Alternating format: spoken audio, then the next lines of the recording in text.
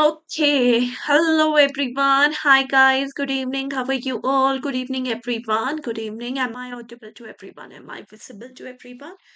So, from today, we are starting this capsule batch, this PPB capsule batch, and you all know that we have only 7 days left for our examination, and this is the most critical time for all of you. And PPB syllabus is very lengthy. We know that we have total of 55 units in the PPB. All are tough, all are lengthy. So how we have to prepare the last minute? How, ma'am, we can just cope up with the complete course in the last minute? So you don't have to do much. First of all, please, you don't have to do much. You don't have to do all the things. You have to only do the exam relevant or exam oriented things, right? Because if we are going to revise the complete syllabus in the 7 days, of course we are not going to have complete revision. No, we will have the exam oriented content, all the exam oriented content which is relevant for your examination, that I am going to give you in this capsule batch. Now in this capsule batch, which is of course starting from today, we are having one module in one day. So module A I will be finishing today, followed by the MCQs of module A in the tomorrow morning session. So don't miss out any MCQs, guys. Any MCQ session, please don't miss out any MCQ session. So I will be completing first of all modules in the paid class, means in this evening session, and it will be followed by the MCQs of the same module in the tomorrow morning session, that is 8 a.m. So this will all you have to attend. You have to give me at least 3 hours in one day. Okay, 2 hours for this paid class and 1 hour in the morning for the MCQs for your exam, for your complete preparation of your exam. Okay. Hi Navya, good evening. Hi Akash, good evening. Hello everyone, just kindly please comment. Whoever are watching this session, kindly please comment.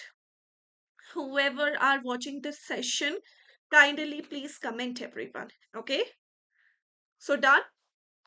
So can we start discussing? So let's start discussing with the module A.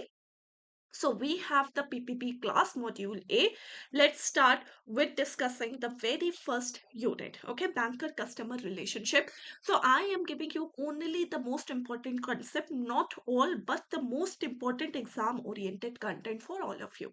First of all, let's talk about the relationship of the bank and the customer. So there is a debtor and creditor relationship, and this is the only relationship where vice versa is true. It means that, see, very simple is when the bank is giving a loan to the customer. Okay, when a bank is giving loan to one customer, obviously the customer has to return the loan in this case. So in this case, the customer is called as the debtor and bank is called as the creditor when the bank lends money, right? Now, when there is a customer who is depositing money to bank, now this depositing can be in any form, either in the current account, saving account, FD. Now in this case, when the customer is giving opening account and giving money to the bank, in this case the money is due on bank because the bank has to return that money. So in this case, the bank is considered as the debtor and customer is considered as the creditor. So this creditor and debtor relationship is the only relationship where vice versa is actually true. Okay. Now next is the bailer bailey concept. Now what is a bailer and what is a bailey? So what is an act of bailment? First of all, the act of bailment is where one person is giving some goods to another person for some specific reason. Okay, for example, I have a car. I have parked that car in a garage for the safety and security of that car until I return from my foreign trip. So here, this is called as bailment. This is called as what? Bailment. Okay. Now in this, the one person who is giving the goods for a specific purpose, that person is called as the bailer. And the one person who is receiving, that person is called as the bailee. Right? Now, in this bank customer relationship, customer is giving products to the bank for the safety and security of that particular asset. Like, for example, a customer is depositing their property papers to the bank for the safety and security. A customer is giving bonds, securities, some valuable items, some documents to the bank for the safety and security. So this is called as bailment. Because the customer is giving, so customer is called as the bailer. And because the bank is receiving, so the bank is called as what? Bailee, right? Now, in the same condition, the bank is also called as the trustee. Now, here vice versa is not true. Here, remember, vice versa is not true. Okay, so when the customer is giving any valuable items like bond and securities and documents to the bank for the safety and security, that is considered as the bailment. Customer is giving, customer is bailer, and bank is receiving, so bank is a bailee. And same condition, bank is also act as a trustee. And this act, or which section is related to the bailment? Section 148 of Indian Contract Act. Okay, next. Agent principal relationship. Again, vice versa is not true. So, agent is the one person who is following the orders of the principal. Principal is the one person who is giving any order to the agent. Okay. Now, in the bank and customer relationship, when the customer is instructing the bank that please give, like for example, electricity bill on my behalf. I am giving instruction to my bank that on every first you have to deduct insurance premium from my account and submit it to the insurance company. Every first you have to pay the electricity bills, you have to pay the club fee, you have to pay the checks, etc. Now in this case, because the customer is giving instruction to the bank, customer is called as the principal. And because the bank is following the function, following the instruction of the customer, so that bank is called as the agent. Okay, vice versa is not true. Next, lesser lessee concept. Now, lesser lessee concept, in this, the bank has a different locker space, which actually the bank give it to the customer. Right? So bank always give locker space on a lease to the customer for the safety and security of that valuable items. Right? Because bank is giving that locker space on a lease to the customer, so bank is giving, so bank is considered as the lessor. And because the customer is receiving that locker space, so customer is called as the lessee. In bailer bailee, the bank is receiving the products for the safety and security. So bank was the bailee and customer was the bailer. But in this lesser lessee, bank is the lessor and customer is the lessee. Vice versa is not true at all. Okay. Now, indemnifier and indemnified. Now, for this, we have to understood what is contract of indemnity. Okay, right? Now, contract of indemnity, we have to discuss in detail in module B. I'm just giving you a simple explanation here. In a contract of indemnity, where one person promises to another person that, see, if you suffered any loss from any third reason, then your loss will be compensated by me, right? So this is called as contract of indemnity. And the one person who is promising is called as indemnifier, and the one person who is being promised that my loss will be compensated is called as indemnified. Now, it is applicable in the case of bank, where the bank has to issue the duplicate demand draft. So, I'm a customer, I have the demand draft, I have lost my demand draft. And in this case, I requested the bank that please issue a duplicate demand draft to me. Bank says that, okay, I will issue duplicate demand draft, but you have to promise me that in case that original demand draft was misused by someone, okay, and due to which bank suffers any financial loss, then this loss will be compensated by you because you have lost that original demand draft. So I have promised bank that, okay, I will compensate your financial loss in case that original demand draft was or is misused by anyone, right? So in this case, always remember, because the customer is promising the bank, so the customer is called as indemnifier. And because the bank is being promised, so bank is called as indemnified or indemnity holder. Clear? So this is all the things which I have written here. Only in the case of a debtor and creditor, the vice versa situation is true. Else, in all other relationship, bailor, bailee, lessor, lessee, agent, principal, then we have the indemnifier and indemnified. Vice versa is not true at. Okay. Now, this is the most important part of the very first chapter, right? All the important bank customer relationship. Okay. Now, we have to move to module A, unit second, that is AML KYC guideline. Now, this is again a very important chapter. We need to discuss all the important things related to this chapter. So in the last examination cycle, there was question asked from the stages of money laundering. First of all, what is money laundering? The money laundering is the act of removing dirt from the money. Now, what is dirt? Means when the money is generated from some illegal activity, and that money is infused into the financial system as if it is generated from some legal activity. The act of hiding it, that is called as money laundering. Now, in money laundering, we have three stages. Okay. First is called as placement, second is layering, and third is integration. First, see this person has just earned some money from illegal activity.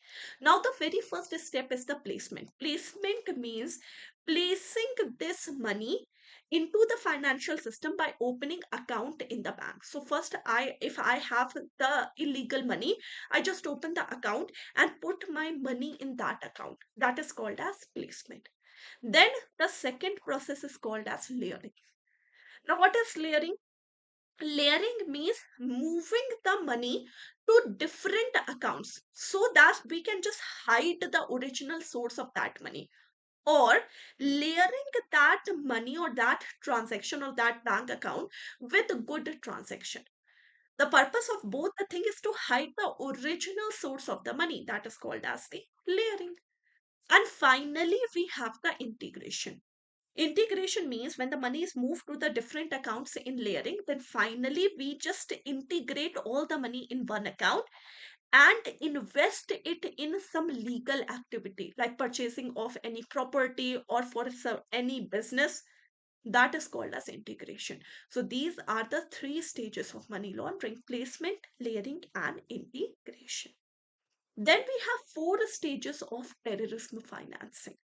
Now, what are the four stages of terrorism financing? The very first stage is called as raising. So, the very first thing is the terrorist organization has their sympathizers in a complete world, right? So, first of all, they raise money for their terrorist activity from their sympathizers. Okay, the money is being collected and raised. Then the money is moved to the place of the origin of that terrorist organization. Because if that terrorist organization in Japan, so that terrorist organization has raised money throughout the world, then that money is moved to Japan, right? Then the next step is storing, because the money is being raised for some specific terrorist activity. Until that terrorist activity, the money is being stored either by opening the account or by investing in some activity. And finally, when the time comes, that money is utilized for carrying out the terrorist act. So these are the four stages of terrorism financing and three stages of the money laundering. Okay, next, anti-money laundering framework in India important. So there is Financial Action Task Force, which is responsible for formulating the anti-money laundering policies in the complete world for different countries. And based on FATF recommendation, India also has their personal anti-money laundering framework. What are these? First of all, India has the Financial Intelligence Unit India. This is the organization which is entitled to receive the information of all the financial transactions that are carried out across the country. So any financial transactions that are carried out across the country, if there is any suspicious thing happening, the report is immediately sent to Financial Intelligence Unit India. Then we have the Enforcement Directorate in India, which is responsible for investigating and prosecuting authority for money laundering. So they have the authority to investigate into the matter of money laundering. Then finally, there are special courts. The special courts has passed the judgment in this investigation, and if found guilty, they have the right to even freeze the asset which are related to the money laundering money. And finally, we have the regulators. Regulators of various business activity help the business organization to accomplish their compliance, which are responsible under the anti-money laundering framework. Because every bank, every financial institution has to do or has certain provisions to carry out for this anti-money laundering framework. So for executing these tasks, there are regulator of various business activity. So this is the anti-money laundering framework based on the Financial Action Task Force recommendation. Then money laundering offense, very important. So we have section 45 of Prevention of Money Laundering Act. It says that PMLA is cognizable and non-bailable offense. It means that you can be arrested without any arrest warrant and you will not get bail. Second, section 4 defines the imprisonment, and the imprisonment can range from 3 years to 7 years, and in some cases, it can be as maximum as 10 years. Okay, now know your customer policy. So what is know your customer KYC? You all bankers know the process of identifying and verifying the identities of the customer. If I am saying that my name is Afreen Asmat, the act of investigating, identifying and checking the fact that okay, you are Afreen Asmat and you are not imposing anyone, the complete act is called as know your customer policy. Okay, now, what are the key elements of the Know Your Customer policy? First is called as customer acceptance policy. So, first thing is the customer need to be accepted by bank as a customer. If I'm going to the bank and I'm saying that I don't want to tell you my name, just please open my account. Or I'm saying that my name is Superman. Or I'm saying that my name is No Name. Bank is rejecting you as a customer because no account can be opened in the name of Benami or duplicate or fictitious name, right? Second is the process of identification. Now, if I'm saying that my name is Afrinas, but the bank need to verify and identify my identity, right? Whatever the Aadhaar I am presenting, bank need to check that. That is called as customer identification procedure. Then we have the risk management. According to the transaction, whatever the transaction I am doing, my profile is either classified into high, medium, or low customer. Then finally, my transactions is being monitored. So these are the key elements of the Know Your Customer policy, right? Now, under the prevention of money laundering regulation, there are two posts which need to be appointed in bank. First is called as designated director and second is called as principal officer. Now, designated director, first of all, need to check the functional setup that the bank has proper functional setup for carrying out the AML anti-money laundering or KYC process. They have to check that the bank has keep all the KYC policy updated. You should have a skilled staff. Okay, so these are the function of designated director. Then what are the functions of principal officer? Means POs. So principal officer first of all check the proper implementations of the bank KYC policy. If any transactions are suspicious, they have to send the report to Financial Intelligence Unit India. They have to maintain the direct relationship with the enforcement agencies. They have to submit the periodical report as well as they have to keep all the anti-money laundering systems updated. So these are the two posts which need to be appointed in a bank, right? Now, there are some obligation under the PMLA. First obligation is to verify the identity of the customer. Every bank and financial institution has to verify the identity of the customer with their officially valid document. Then they have to maintain the record of all document for a period of at least 5 years from the date of transaction. And third, they have to maintain the record of the identity document for a period of at least 5 years from the date when they have ended the relationship with that customer. Okay, so these are the obligation. 5 years are very important. Understand, 5 year you have to maintain the what documents. Okay, now reporting obligation. So certain reports need to be sent on every 15th of the month to Financial Intelligence Unit India. Now, what are these reports? So, first of all, if there is a cash transaction report, and the cash transaction report, either the cash transaction is 10 lakh or more, or if there is a series of the transaction which is done intentionally to avoid that 10 lakh limit, or the aggregate is 10 lakh, all reports need to be sent on every 15th to FIU India. Cross-border wire transfer report if the cross-border wire transfer is done of rupees 5 lakh and above. If there is any receipt of non-profit organization and that amount is more than rupees 10 lakh, and all the duplicate counterfeit notes, these need to be reported to Financial Intelligence Unit India by every 15th of the month. Okay. Now, implications. Now, if you are not following the rules and regulations under the pre-MLA, then what is the consequence? First of all, the director of FIU India can take any action against that bank, employee, manager, or director. First, they can issue the written warning. If not, then they can just give you the instruction that you have to submit certain reports on these, and if not, then they can impose a monetary penalty also with a minimum of rupees 10,000 and maximum of rupees 1 lakh per violation. Important.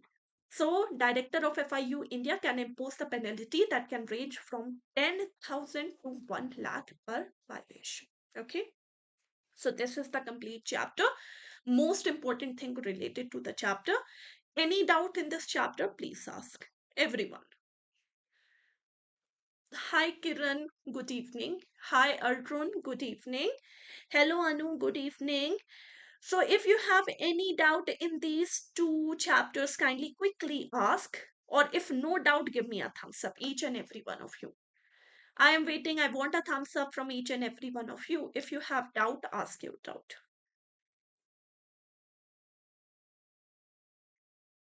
Everyone, please, guys, comment. If you have doubt, ask. No doubt, give me a thumbs up. Designated director, it is a post which is need to be appointed by bank for fulfilling various functions, like for example, designated directors, these are responsible for checking that the bank should have a proper functional setup for carrying out the AML and KYC guideline. They need to check up that the bank should have a skilled staff to carry out the KYC framework. So these are the function of designated director. Okay, done. Now, unit third is operational aspects of KYC. Now, we need to discuss KYC in detail, all the important elements. So, these are all the important steps in the KYC. First is called as customer acceptance policy, which we have discussed in the last unit. The customer need to be accepted as a customer. Means if you are saying that my name is a superwoman, or you are saying duplicate or fictitious name or no name, you are not accepted as a customer. Then the customer need to be identified as a customer. Whatever the name you are presenting, whatever the identity you are presenting, that should be cross checked with the officially valid document. Then we have the customer due diligence procedure. Now, customer due diligence procedure means to completely check the overall profile of customer, from the background verification to the address verification to the name verification. Everything is checked in this customer due diligence. Okay, now in this, very important is, if you are a non face to face customer, obviously you have to go through the customer due diligence procedure. Non face to face customer means you are not visiting bank for any transaction, you are doing every transaction online. Now, there are certain restrictions on non face to face customer. Now, what are that restriction? First of all, your aggregate deposit balance shouldn't be exceeding 1 lakh. Second, your aggregate credits shouldn't be exceeding rupees 2 lakh. And finally, your Term loans are not or shouldn't be exceeding 60,000 per year, limited to 60,000 per year. Very, very important. What are the restrictions of non face to face customer? Now, very important is what are the documents that are called as OVDs, means officially valid document. So we have passport, DL, we have Aadhaar number, we have voter identity, job card, or the letter which is issued by National Population Register. These are all considered as the officially valid document. Okay. Now, in due diligence, for some customer, there are simplified due diligence. For some customer, there are enhanced due diligence. Simplified means you don't have to go extra steps in the overall profile checking. If you are a self-help group, you are in the simplified due diligence requirement. If you are a foreign student, if you are a person who have a small account, for you all, simplified due diligence are done. Now, for foreign students, there are certain restrictions like you have to present your passport with visa along with the endorsement photo and admission letter. You have to declare your local address within 30 days. And for you, the foreign remittances are allowed but not exceeding $1,000. And in rupees, it shouldn't be exceeding 50,000. Okay. Now, if you are a person who don't have any officially valid document to present in a bank, still you are allowed to open the account, which is called as a small account. Now, small account, there are certain restrictions under the small account. First, your credit should not exceed 1 lakh. Your withdrawal or transfer limit shouldn't be exceeding 10,000 monthly. Your balance should not be exceeding 50,000. And for you, foreign remittance are not allowed. And because your small account is open, because you don't have any OVD, still you have to submit the OVD within 12 months of opening that small account. Okay. Now, periodic updations. Okay. So you know that a customer, according to the profile of the customer, a customer is either divided into a high risk customer, low risk customer, or a medium risk customer. Now, if you are a high risk customer, okay, your periodic updation is done in at least 2 years. Your profile is checked and your periodic updation is done in at least 2 years. If you are a low risk customer, then periodic updation should be done in at least 10 years. And if you are a medium risk customer, your periodic updation should be done in at least 8 years. Okay. Next, very important is central KYC record registry. Have you ever wondered that whatever the KYC you are giving to the bank, where these KYC are stored? So these are stored in an entity which is authorized to store these all KYC record of the customer, and that entity is called as Central KYC Record Registry. And Government of India has authorized CERSAI, Central Registry of Securitization, Asset Reconstruction and Securities India of Securities Interest of India, to just perform the function of Central KYC Record Registry. Okay. Now, record management. Now, this you know that we have to maintain as a bank or financial institution. We have to maintain the record of each customer for from the date of transaction for at least 5 years, and all the documents of KYC we need to maintain for at least 5 years till your business relationship end with that particular bank. Clear? So this is all the important KYC thing, all the important elements in the KYC. Very important is officially valid document, small account. Very important is foreign account, foreign, or what are the things which are offered to the foreign students. That are very important. Clear?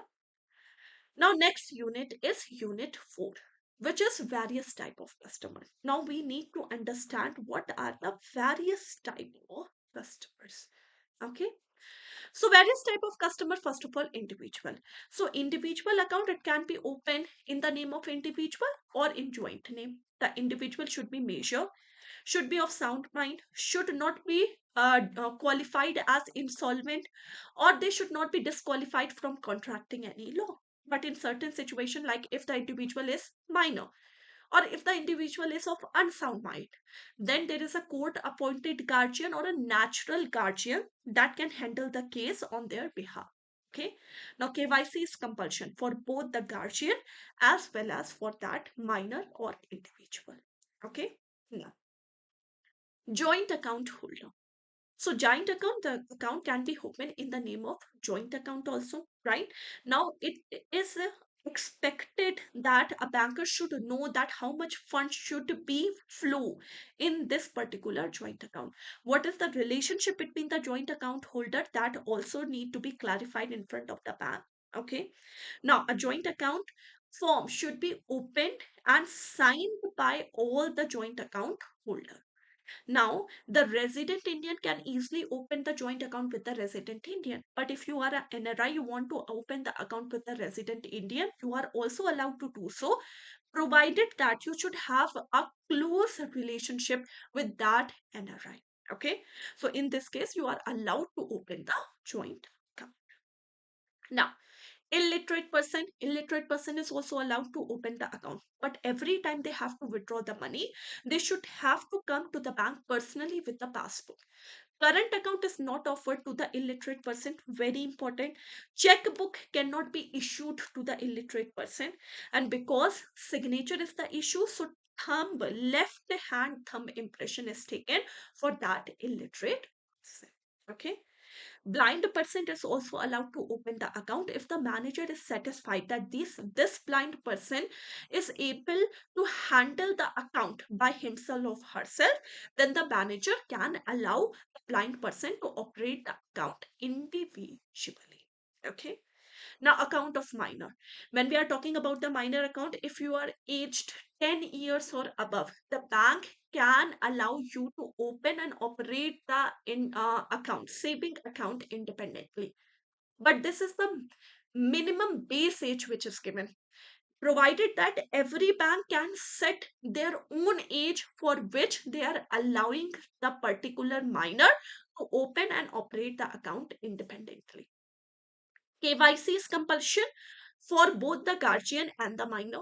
Father is considered as the natural guardian. In case father is not present, mother can also act as a natural guardian. But stepfather and stepmother, this cannot be included in the terms of natural guardian. Minor should be literate. Okay. And two minor, they are not allowed to open the joint account. Okay. Now, what are the rules for operation of the minor? First of all, minor account should not be overdrawn. In any condition, minor account is not allowed to overdrawn. Okay. Once the minor gains the majority, the guardian is not allowed to operate the account until that minor who now attains majority confirm. Okay. Bank are free to fix the minimum age. Base year is 10 year. In that, bank are free to fix the minimum age at which they allow the minor to operate the bank account independently. Now, in the case of death of the minor, the guardian has to close the account. But in case the guardian died, the amount is transferred to the minor once the minor attained the age of maturity. Okay. Now, Hindu undivided family. When a Hindu died, okay, they leave a business behind. Now, that business is inherited by their family member, and that become the Hindu undivided family. Now, in Hindu undivided family, the eldest male child of that family is called as Karta, or you can say manager, and the manager's liabilities are unlimited. Whereas the other members of the family, they are called as co-partners, and their liabilities are limited to the extent of share they have in the Hindu undivided family. Okay. Now remember, earlier the eldest male child was the karta, but now according to the recent ruling in the Delhi High Court, the eldest female child can also be its karta if family opt. But you know that we are living in a patriarchal society, so eldest male child is also the, it's always the karta. But the eldest female child can also become the karta of Hindu undivided family. Okay. Sole proprietorship firm is actually the firm which is maintained by only one individual, and the account has the same rules and regulations as the account of individual. Only one difference, sole proprietorship firm account, because this is for the business transaction, so the current account is offered to the sole proprietorship. Okay. Next, partnership firm. Now, partnership means where two or more person decide to share the profit and loss in the business. That is called as partnership, and it is according to Section 4 of Partnership Act 1932. Now, registration of partnership is optional except in two states, Gujarat and Maharashtra. Now, in case of any dispute, if any one partner has given the instruction to stop the transaction in the partnership account, the bank has to follow the instruction and immediately stop the complete transaction in that partnership account. And to restart, every partner means all the partners should give the consent to restart. Now, if there is an addition of any new partner, okay, the old partnership account can be continued only if that account has the positive balance. Okay, and if the partnership account has the negative balance, so in the time of addition of new partner, the old account need to be stopped, the partner's liabilities are defined, and then new account is opened. Okay, now, because any death of any partner means death of any partner, it actually dissolves the complete partnership. Okay, so in this case, the account need to be stopped. Okay, the liability of the partners is determined. Okay, that is called as partnership. Now, limited liability partnership. Limited liability partnership is a partnership where the liabilities of the partners are limited to the extent of share they have in that particular partnership. In a normal partnership, the liabilities are unlimited. Whereas in the limited liability partnership, the liabilities are limited to the extent of share they have in that particular partnership. There should be at least two designated partners, means the designated partner should have a designated partner identification number. Now, in this, we have a concept of small limited liability partnership. Small limited liability partnership means where the contribution of the partners doesn't exceed 25 lakh and the turnover doesn't exceed 40 lakh. But in any case, if their contribution is exceeding 25 lakh, it should not be exceeding the topmost limit of 5 crore. And in any case, in any year, their turnover is exceeding 40 lakh. But in any case, their turnover shouldn't be exceeding 50 crore. So that is considered as a limited liability partnership, small limited liability partnership. Okay. Now we have three type of companies: public limited company, where the share of the government is either 51% or more. Then there is a private company where the share of government is less than 51%. Public limited company, the shares are freely transferable. Private limited company, the shares are restricted, means you can there are restrictions to transfer the share. Public limited company, minimum number of members required is 7. Private limited company, minimum number of members required is 2. Public limited company, maximum there is no limit.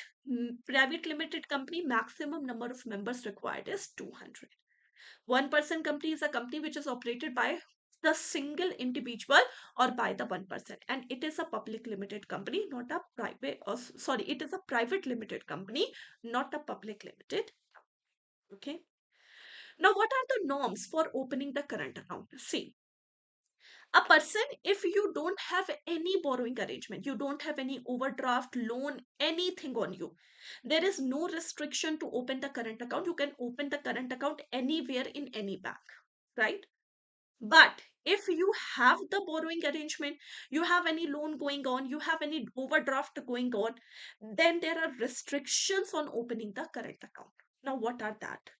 First of all, if your exposure is less than rupees 5 crore, if your total exposure, total arrangement is less than rupees 5 crore, then what are the restrictions? The restrictions is, first of all, there is no restriction. If you have less than 5 crore arrangement, then there is no restriction for opening the current account, provided that if you have reached this 5 crore limit, then you have to immediately inform the bank, okay, that I have reached the 5 crore borrowing limits. Okay, But if you have the exposure of more than rupees 5 crore, if you have the exposure of more than rupees 5 crore, then you are allowed to open the current account, but only in those banks from which you have borrowed the loans or credit facility.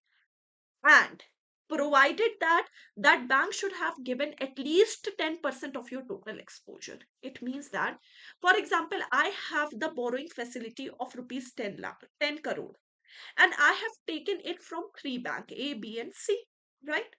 A has contributed 50% of my credit facility. Means in this 10 crore, 50% actually comes from A. Okay.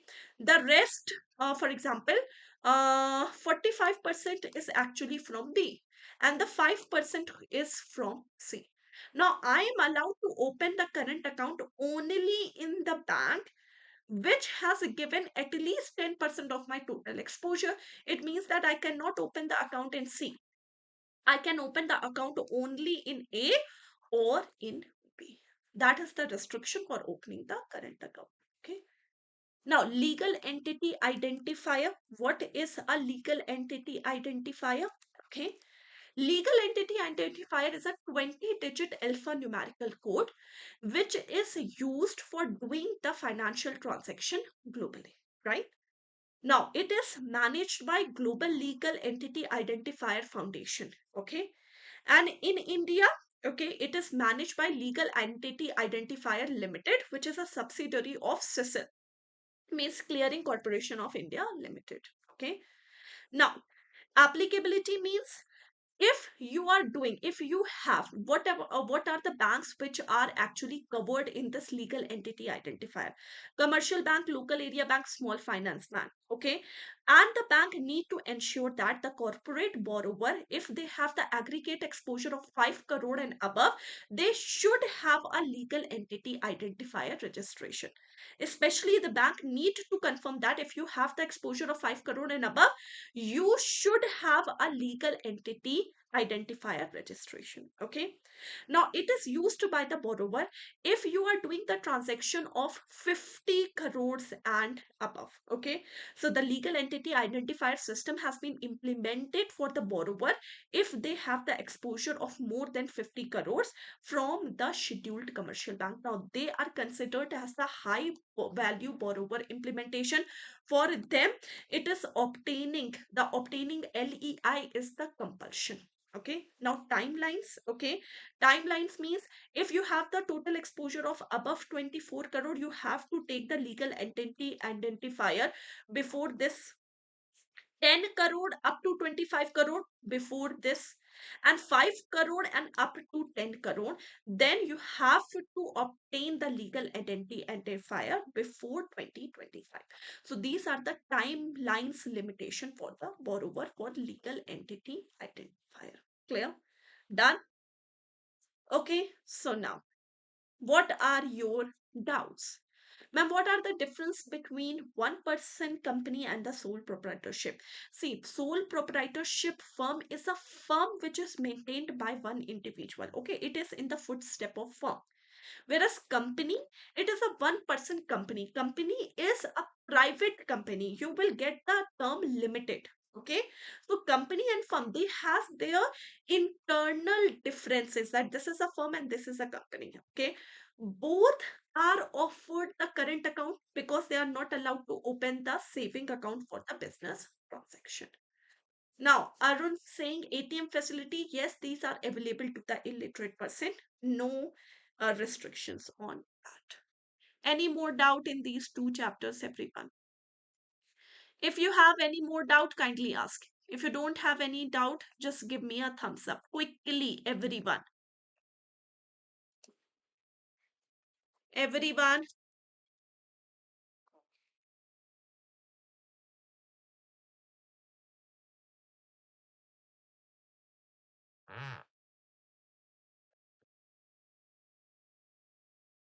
any more doubt?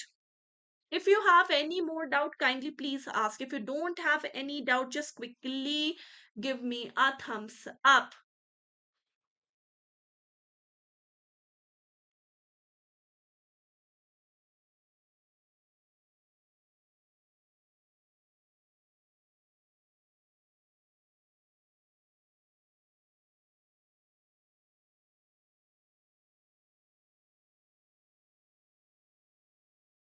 Clear? Done? Now can we move to the next chapter, everyone?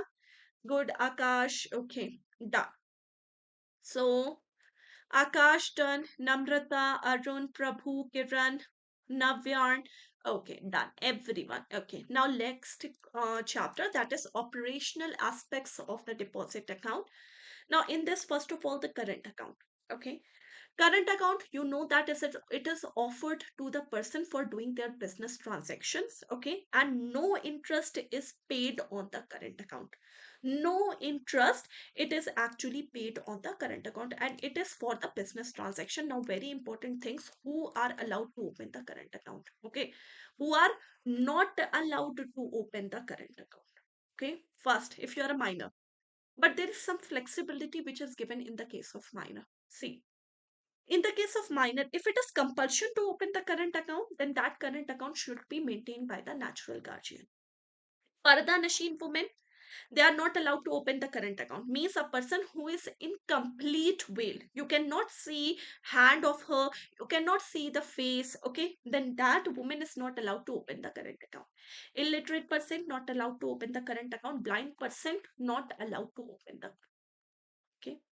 Now, saving bank account are given to the individuals or in the joint name for inculcating the saving habits in them. It can be offered with check facility and without check facility.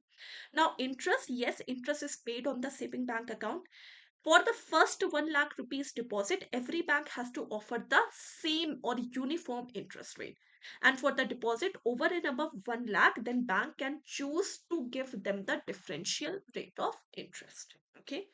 Now, who are eligible to open the saving account?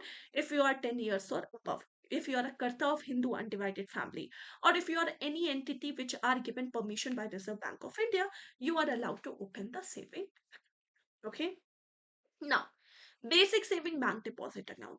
Now, BSPT account is the account where you don't need to maintain any minimum balance. This account is actually offered to connecting maximum people with the banking system, which is called as financial inclusion.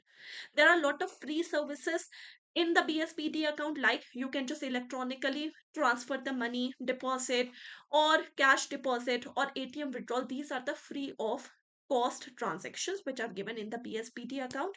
There is no limit on the number or the value of deposits in a month. Okay, a minimum of 4 withdrawals per month is allowed. Okay, in the BSPTA account. In this account, value addition services is also given, but the customer has this option that they can choose to decline also. Okay, it doesn't require any minimum balance. One person can only have the one BSPT account, and if you have BSPT account, you cannot maintain the saving bank account. So if you have opened the BSPT account, you have to close the saving bank account within 30 days of opening the BSPTA account. Clear? No. FDs, yes, when the deposits is actually maintained for a certain period of time. Okay, then it is called as FD. The minimum time period you can hold the FD is 7 days, maximum 120 days. Now, if you have 3 crores and above FD in scheduled commercial bank and 15 lakhs and above FD in the case of regional rural bank, then these are considered as the bulk deposit by Reserve Bank of India. Important thing is, if you have an FD of 15 lakhs and below, okay, then the bank should give you the premature withdrawal option. Means if you have an FD of 15 lakhs and below, then the bank must give you the premature withdrawal facility. But if you have an FD of 15 lakhs and above, then bank have this option. They can give you the premature facility, or they cannot give you the premature withdrawal facility. Okay. Now, next thing is the recurring deposit. Recurring deposit means when you don't have to give a deposit in a lump sum amount. Instead of the lump sum, you have to just deposit a regular payment for a specific period of time. Then it is called as the recurring deposit. Okay. Now, annuity deposit, it is a reverse of recurring deposit. When you are depositing regular payments over a specific period of time, that is called as the recurring deposits. When you are withdrawing, okay, small amount or regular amounts on a monthly or quarterly basis for a specific period of time, then it is called as annuity deposit. Okay. Now, certificate of deposit, these are the short-term money market instrument which can be issued by any scheduled commercial bank, small finance bank or regional rural bank. The minimum amount you can spend or invest in a certificate of deposit is 5 lakh and in a multiples of 5 lakh. The minimum time period is 7 days and maximum is 1 year. Now, interest. First of all, no interest is paid in the current account. In saving bank account, yes, the interest is paid. For the first 1 lakh, uniform interest is paid. And for over and above 1 lakh deposit, the bank are allowed to have a differential rate of interest policies. Okay. Domestic term deposits account, this attracts more investment or interest if we compared it to the saving account. Now, minimum time period is 7 days.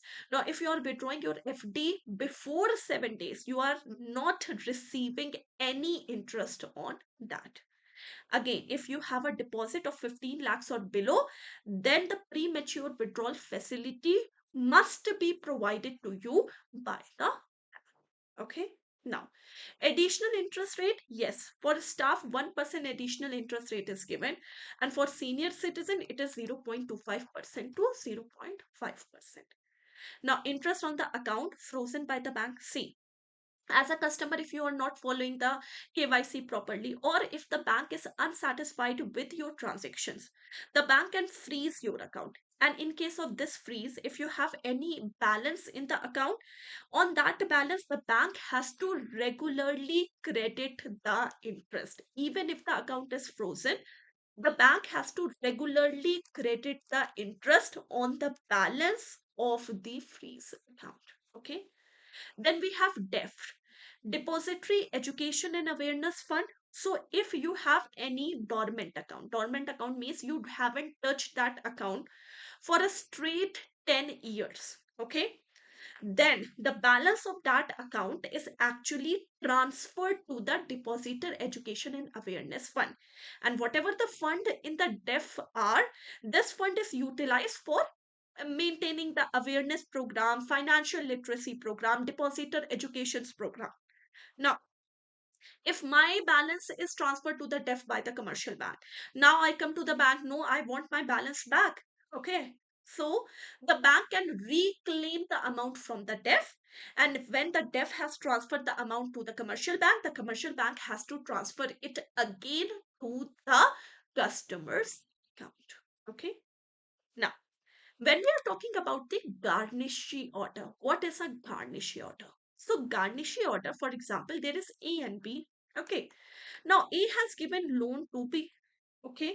So, A is what? A is a creditor and B is a debtor. Now, debtor has to return the money. B has to return the money. But now, B is defaulting. B is not returning the money to A. Now, so A goes to a, okay, and demand for a garnishee order. What is a garnishee order? So the court first of all identify in which bank the debtor has the account. For example, the debtor has the account in XYZ bank. So court issue a garnishee order to this XYZ bank, instructing the bank that you have to freeze a certain balance in this debtor account and directly credit it into the creditor. That is called as the garnishee order. And who is called as garnishee? The bank is called as the garnishee.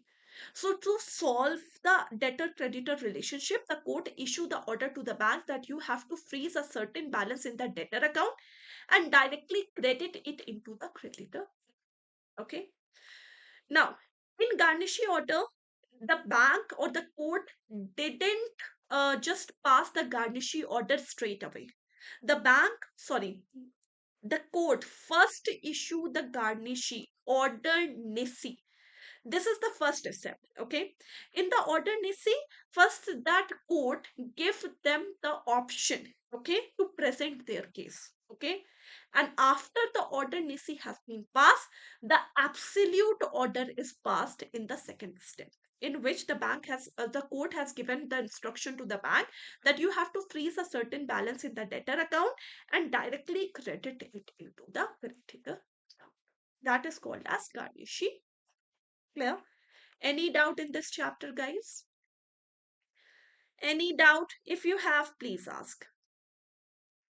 Just quickly give me a thumbs up. If you have any doubt, ask. No doubt, quickly give me a thumbs up. Everyone, you guys.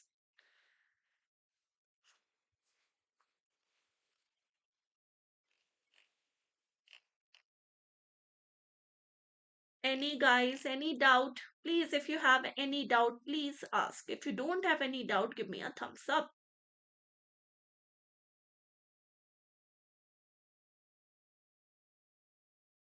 Done? Now, next is the check. Operational aspects of handling, clearing, collection of cash and check. If debtor account not money means, if debtor account not money means, please clarify your question, Prabhu. If debtor account not have the money, okay. If debtor account has not have the money, so then there will be other case. If they have the money, they have to froze. Okay. If there is no money in the debtor account, then there will be another option to recover the money. Okay. Done. In this, first of all, let's talk about the check truncation system. What is CTS system? CTS system is eliminating the physical movement of the check by replacing it with the scanned image of the check throughout the clearing process. This is called as CTS system. Now, what are the characteristics of the CTS? First of all, it is an electronic image of the paper check, and only the clearing house or the bank which are involved can scan the image of the check. Okay, and that electronic image is the complete substitute of the physical check. The truncation can be done only during the clearing cycle, and after the check is being scanned or truncated, the paper check is kept in the safe custody of the bank and clearing house. Okay, the addition of digital signature, it is optional, it is not compulsion. Okay, now what is the CTS process flow? So first there is a presenting bank. The work of the presenting bank is to just capture the image, retrieve the data, and enroute it to the clearinghouse. Now, what is the work of clearinghouse? Clearinghouse process the complete data, arrive at the settlement figure, and send this things to the paying bank. Now, paying bank, if satisfied with the complete details, clear off the check. And if not satisfied, create a written cycle. Written cycle means paying bank written it to the clearing house and clearing house written it to the presentation bank.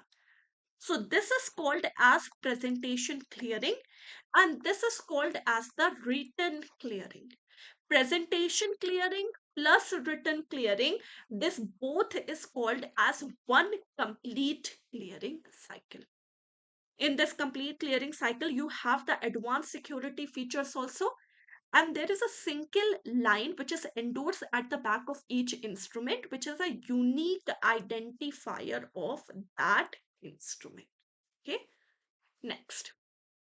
We have to take two type of images in the CTS, grayscale and black and white image. Now grayscale, three images are taken: front grayscale, front black and white, and back black and white. And there is a rigorous quality check on these images.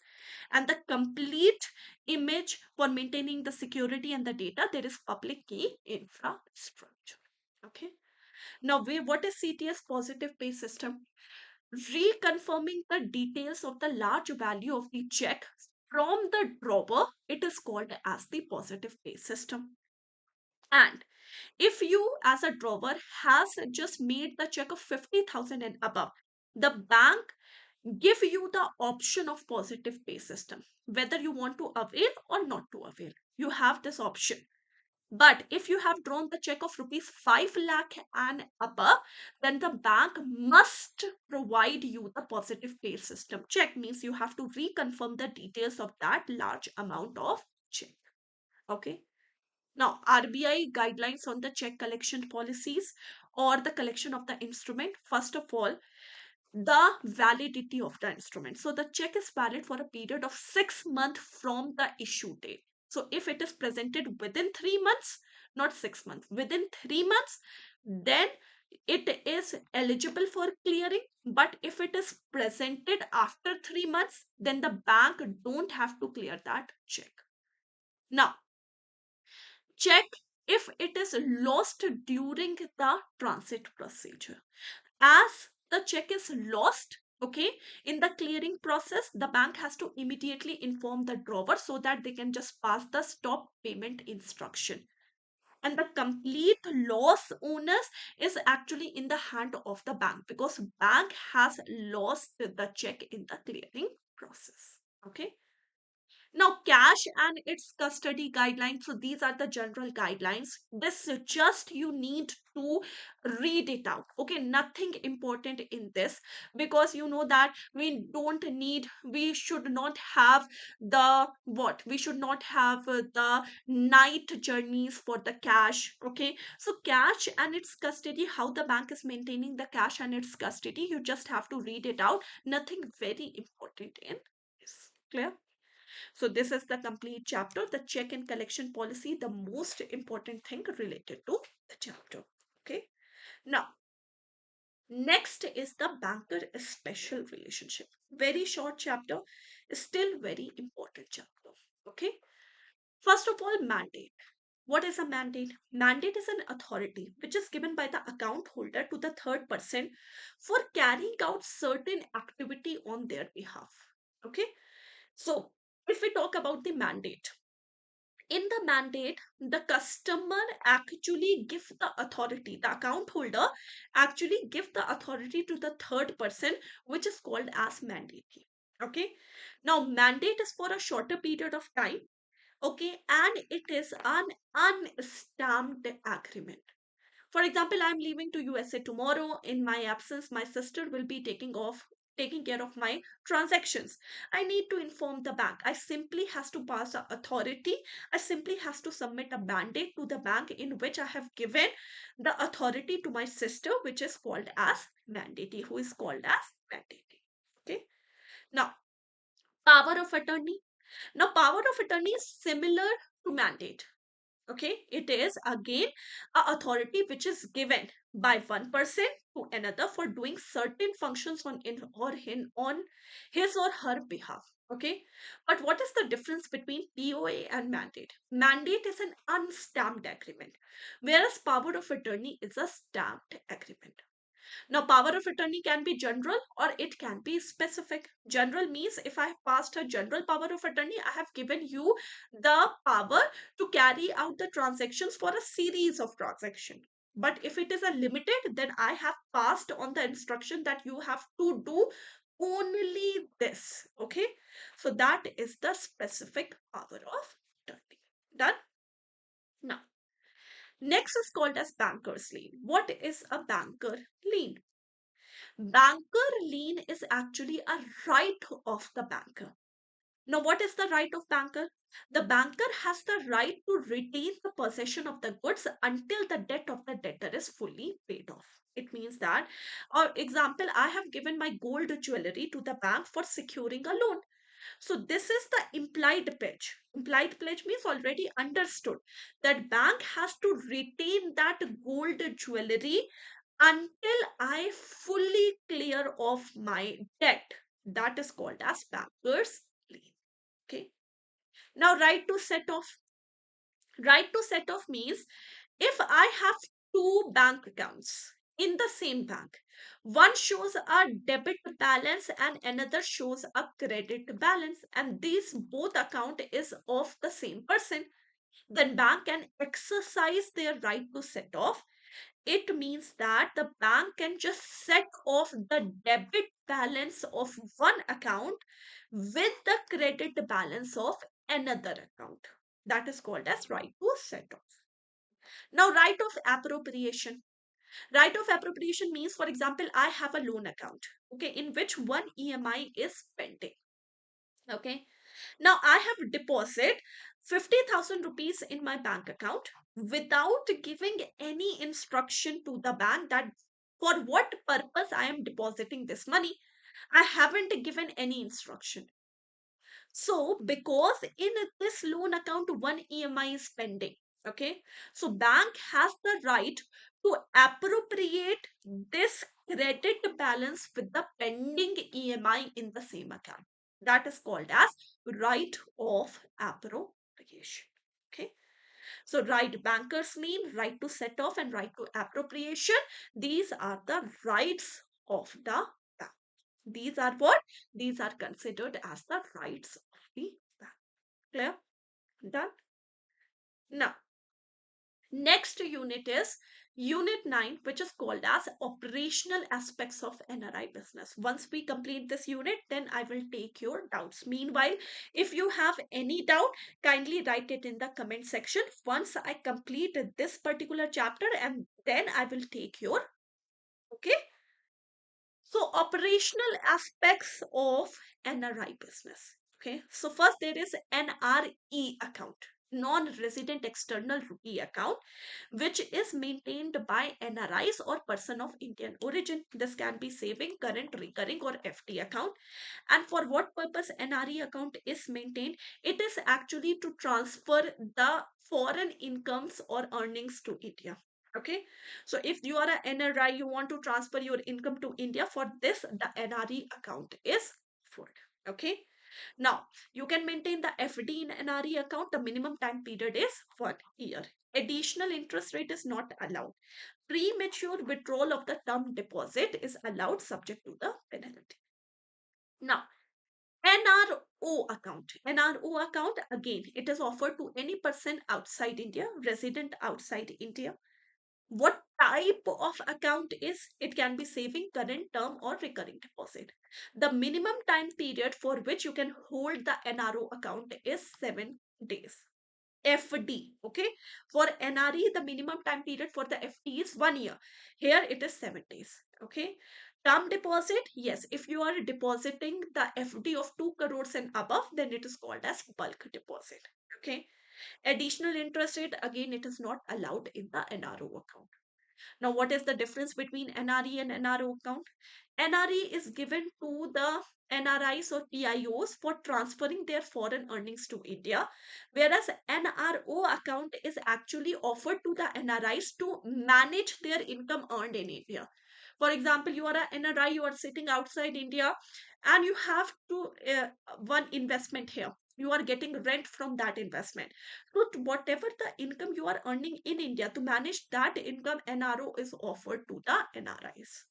Here, whatever the interest is earned is taxable free. Here, the interest is taxable. NRE, whatever the money you can easily repartite it outside India. But in NRO, you can repartite the amount, but subject to the certain limits. Okay. So, joint account, it can be opened in the NRE as well as in the NRO account. Deposit and withdrawal in the NRE account, because it is to transfer your foreign earnings to India, so you can deposit in foreign currency, withdraw in Indian currency. In the NRO account, you can deposit in both foreign as well as Indian currency, and you can withdraw in Indian currency. So this is NRE and NRO. Next, FCNRB account, foreign currency non-resident account. So if you are a NRI and you wish to maintain an FD account in India, where you can just save the FD in the same currency you have earned, then that account is called as FCNRB account. So it is a FD account. It is not a saving account. It is not a current account. It is an FD account. Okay, especially the FD account. The time period for maintaining the FD in FCNRB account is minimum 1 year, and maximum it is 5 years. Okay. Now, SNRR account, special non-resident rupee account. Now, SNRR account is offered to the foreign nationals or entities who are having the business relationship with Indian entities. So it is not offered to NRI. It is a current account. And a SNRR account is a current account which is offered to the foreign nationals or entities who are having the business transactions with India. Okay, because it is a current account, obviously no interest is paid in this current. Okay, now, what are the investments which are prohibited for NRIs? Okay, as a NRI or PIO, you are not allowed to invest in these sectors like lottery business, gambling, chit fund, nidhi companies, real estate, or activities which are not open to the private sector investors. Right? So, this is the complete chapter. Any doubt in the whole chapter? Kindly ask. In these two chapter, if you have any doubt, you are free to ask your doubt. If you don't have any doubt, please give me a thumbs up. Everyone, you guys.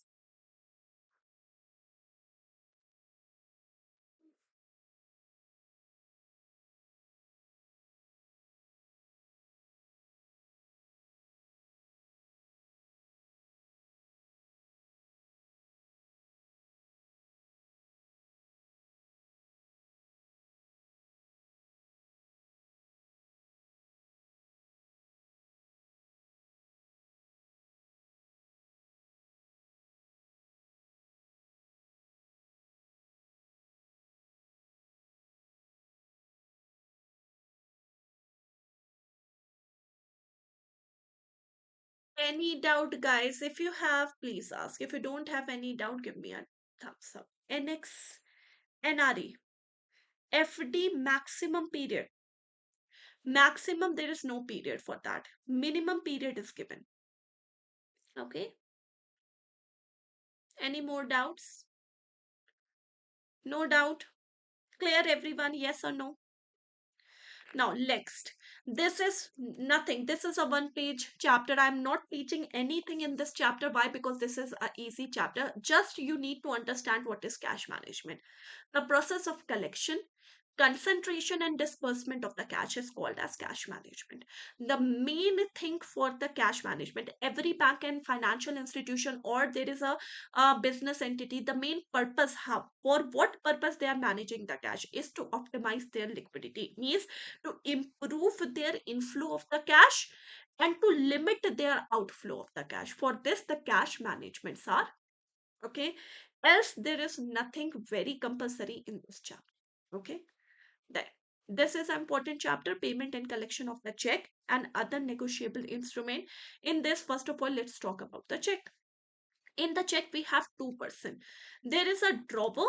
Okay, it means that the maker of the check giving instruction to the drawee means the bank, that you have to make a certain payments from my bank account to the holder of this check.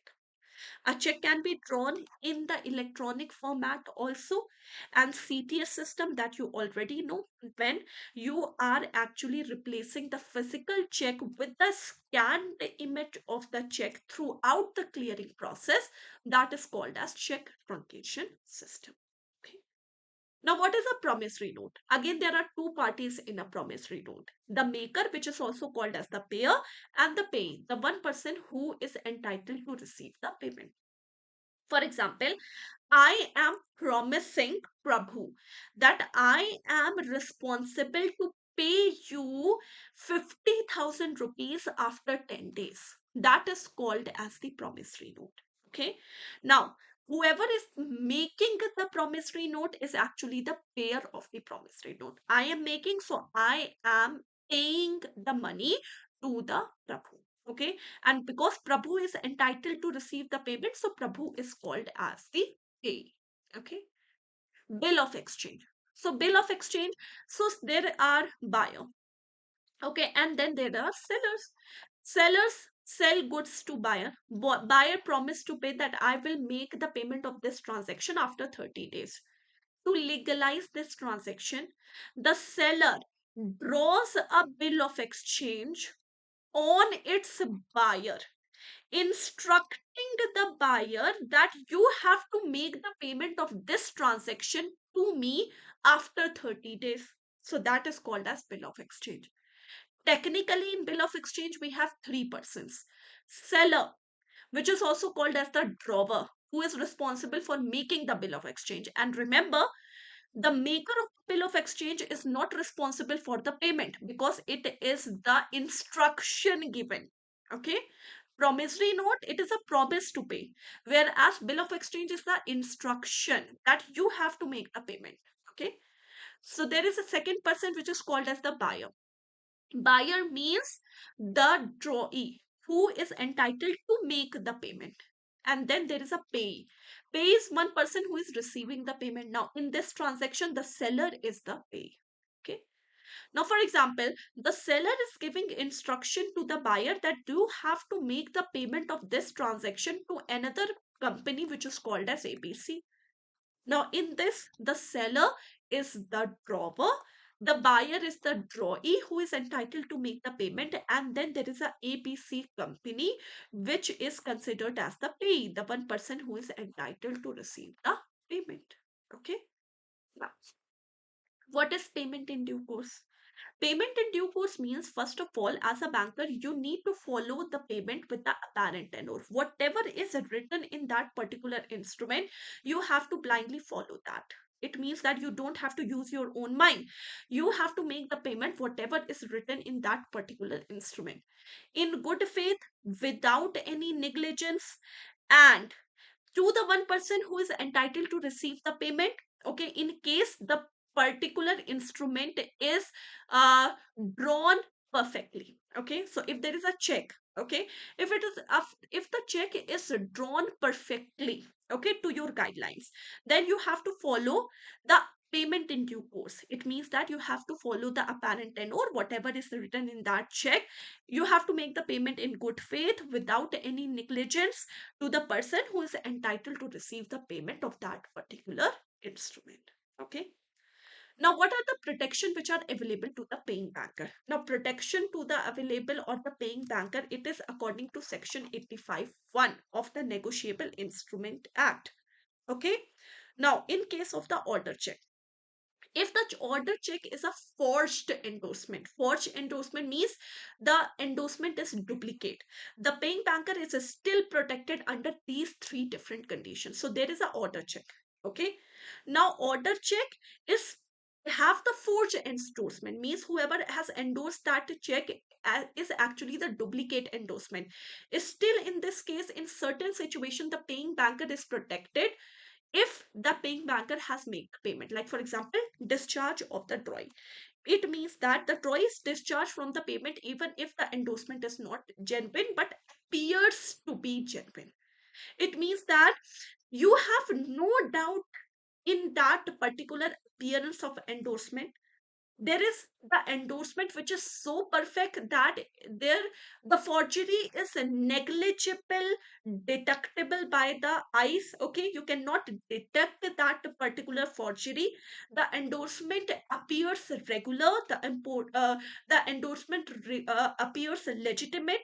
And if you are seeing as a banker that yes, the endorsement is appearing good, fine, there is no doubt in this, you have made payment. Okay, then you are protected under section 85(1) of the Negotiable Instrument Act for making the payment of the forged check in case of this particular order check. Section 85 give you the protection.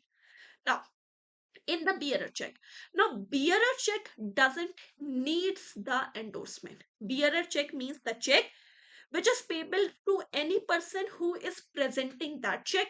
So you know that the endorsement is irrelevant here, because if I am presenting the bearer check to you, because I am the holder of the check, and as a paying banker you are seeing that this is a bearer check, okay, means the person who is presenting this check, you have to make the payment to that person. And if you have make the payment to me, then you are protected under the liability, because the bearer check is transferred by simple delivery. Okay, there is no need of endorsement in it, even if it has a forged endorsement. Okay, and if the person is duplicate, if the person is forged, okay, and that person is presenting you the bearer check for making the payment. As a paying banker, you have seen that the check is the bearer check, you have made the payment, so you are protected from any type of liability. Okay, this is according to section 85. Now cross check. Cross check means the check which need to be paid in the account only. You cannot give cash in case of the cross check. Now, in which case a paying banker is protected? First of all, if you have made the payment to the owner, right? So to the person who is entitled to receive the payment of this cross check, you have made the payment to the account of that person, means you have followed the payment in due course, you are protected under section 128 of Negotiable Instrument Act. Okay. Second, if there is a general crossing means there is no specific person which is mentioned in that check, but the check is generally crossed. It means that as a banker, you have to make the payment only in the account. Now, this account can be of any person. Now, if that person is a forged person which is presenting you the general crossing check and you have made the payment to the account of that person, you are protected under section 180, 128. Why? Because as a paying banker, you have followed the instruction of payment in due course and that check is generally crossed, means you just have to make the payment in the account. Okay.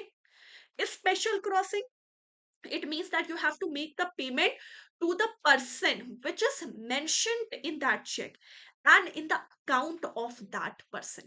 In all these cases, you are protecting from any type of liability under section 128. Okay.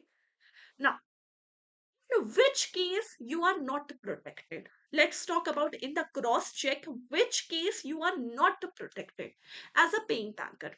If you have made the payment of the crossed check and that check is a specific cross check and you have to make the payment to another person's account, then you have lost the protection. Means that check is not generally crossed, that check is specifically crossed. Okay, and in the name of mine, but that person, I have lost that check, there is one person who is presenting that check and you have made the payment to the account of that person. Now you are liable, and for the forgery you are liable in this case because your what your protections are strict.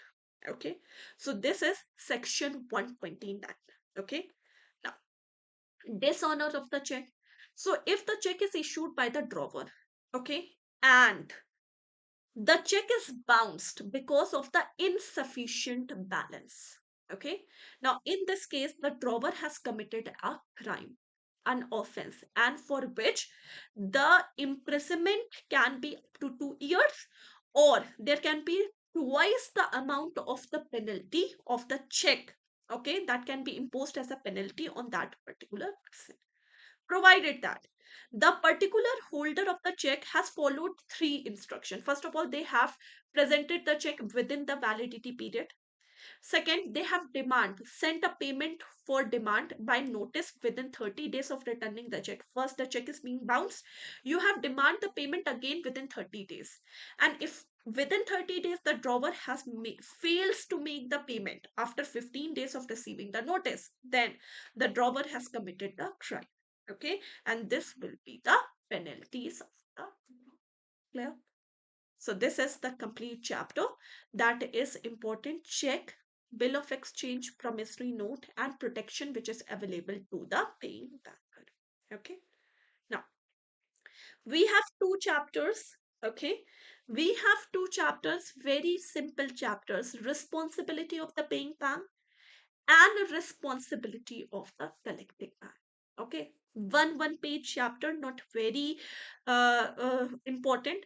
I will be giving you case studies on these chapter, okay, in the tomorrow morning marathon session. So please do attend the morning marathon sessions, okay, because these chapter best explained with the case study based questions. Okay, I'm just giving you a simple idea of responsibility of the paying bank. First of all, section 89, okay, give the protection of the paying banker where the materially altered check doesn't appear to be materially altered. Okay, for example, there is a check, Okay, now date is written something. Now that date is altered, but the alteration was so perfect that you just didn't detect that alteration with the eyes. Okay, for example, 6 is written as something and it is made as 9, and the alteration was so perfect that it is negligible to notice. Then as a paying banker, you are protected under section 89 of Negotiable Instrument Act. Section 10, it defines the payment in due course. Now here sections are very important, you guys. Sections, these are very, very important, everyone. Okay, now section 10 defines the payment of the due course. Now payment in the due course, we know that you need to the payment with the apparent tenor in full faith without any negligence to the person who is entitled to receive the payment of this instrument. Okay, now section 31 says that the drawee must have the sufficient balance of the drawer which is available in their hands for making the payment. It means that if I have drawn a check, I have a drawer, I'm instructing bank that you have to make the payment to a certain person. So the drawee must have that particular balance in the account of the drawer that is available for making the payment. It means that that amount should not be invested somewhere, or that should not be in the form of FD. That should be available for making the payment. That is section 1, sorry, 31 of the Negotiable Instrument. Okay, now what are the responsibility of the collecting bank here? Collecting bank responsibility, the protection for the collecting bank, it is given under section 131 of the Negotiable Instrument Act. Section is very important.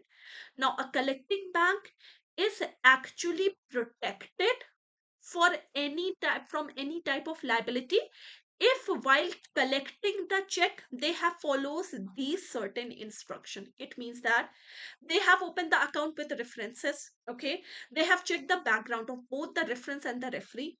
They have followed the complete KYC. They have ensured that the crossing is a special or general.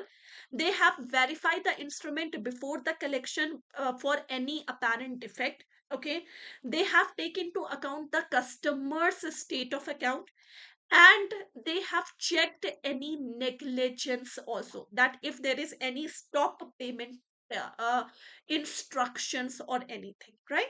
So this is section 131. The section 131 says that if the collecting bank has actually followed all these instruction, okay, and even after following these instruction, okay, there is any uh, forgery which has been done, then in this case the collecting bank is not responsible for any type of liability. Clear?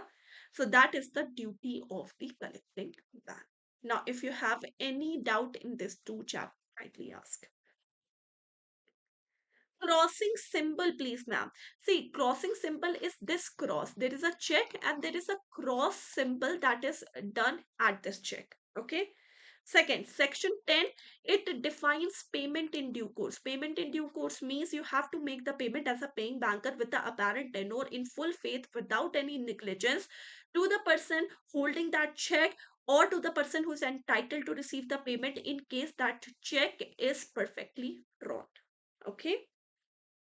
Endorsement means the act of transferring the check from one party to another. That is called as endorsement.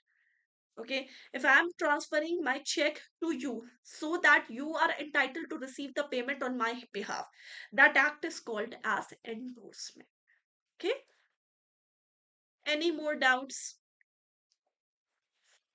Everyone, if you have any more doubt, please ask.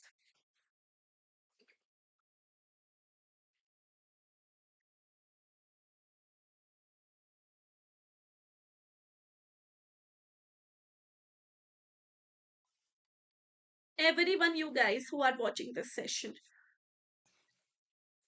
If no doubt, give me a thumbs up quickly.